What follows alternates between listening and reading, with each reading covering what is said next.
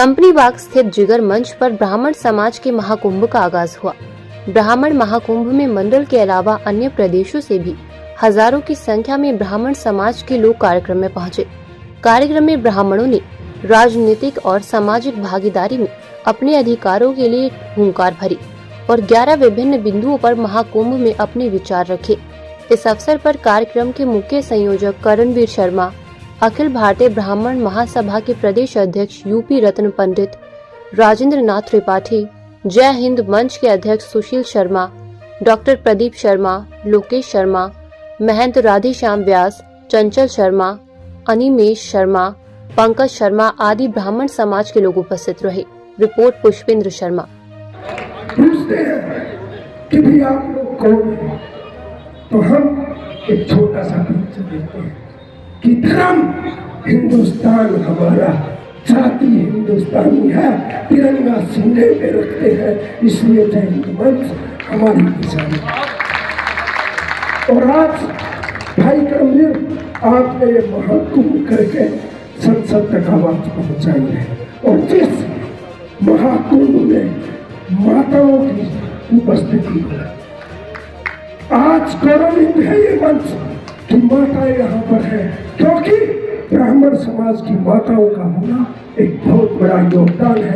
और इन माताओं को समर्पित एक लाइन बोल करके अपने संबोधन को समाप्त करता हूँ कि माँ और बाप की प्यारी, माँ और बाप की प्यारी दुलारी होती है बेटियां, जब देखती है घोड़े पर झांसी के रूप की रानी है बेटियां, और जब उठाती है त्रिशूल हाथ में तो माँ दुर्गा का रूप है। क्या कोई भी व्यक्ति जो खड़ा है और कुर्सी खाली है खुद को दोषी नहीं मान रहा? जिस आदमी ने लाखों रुपया खर्च करके पलक पावड़े बिछा के आपको ये प्लेटफॉर्म दिया, आप सिर्फ बैठने में भी गुरेज कर रहे हैं, शर्म नहीं आती?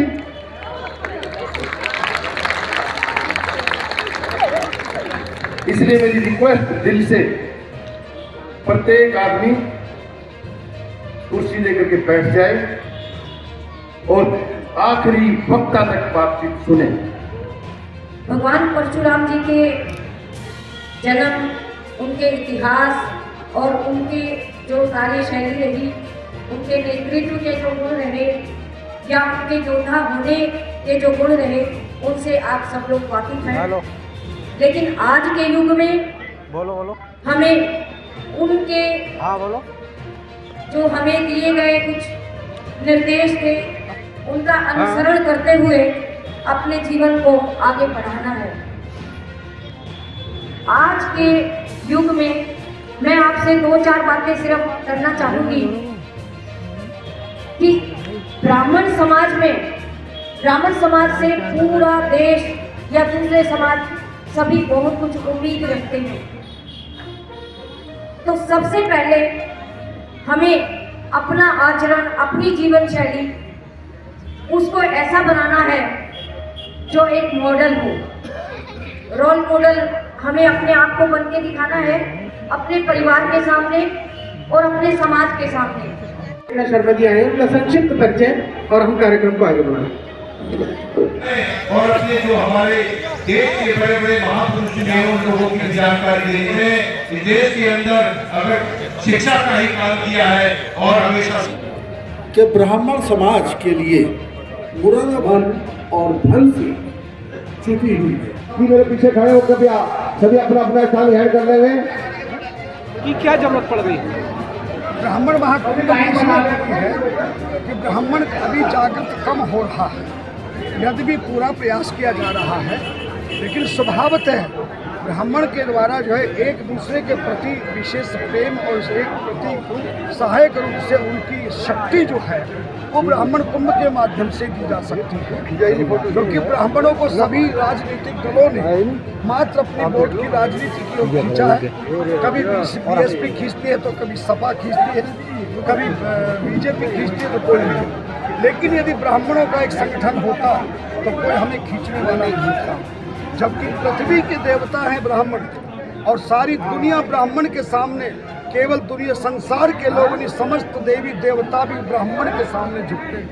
ऐसे बहुत उदाहरण जैसा मैंने दिया, भगवान राम को भी परशुराम को प्रणाम करना पड़ा, भृगु जी को विष्णु जी को प्रणाम करना पड़ा, भगवान कृष्ण को भी द्रोणाचार्य जी को प्रणाम करना पड़ा।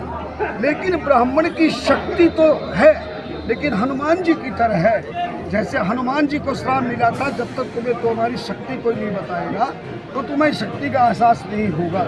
इस श्रापित के कारण ही, और ब्राह्मण को भी गौतम ऋषि का श्राप मिला हुआ है, गौतम ऋषि के उसमें, कि तुम जो अपनी शक्ति को नहीं पहचानोगे। तो ब्राह्मण कुंभ का करने का एक ही अर्थ है कि उनकी शक्ति को पहचाना जाए, एकजुट होकर एक जगह पर भोजन किया जाए, एक जगह सब लोग मिले। इस बहाने हर ब्राह्मण एक दूसरे से परिचित होता है, कोई भी समस्या हो तो उसका हल होता है और ब्राह्मणों का सम्मान होता है। इसी उद्देश्य से ब्राह्मण बहुत बढ़िया, बहुत बोलो परशुराम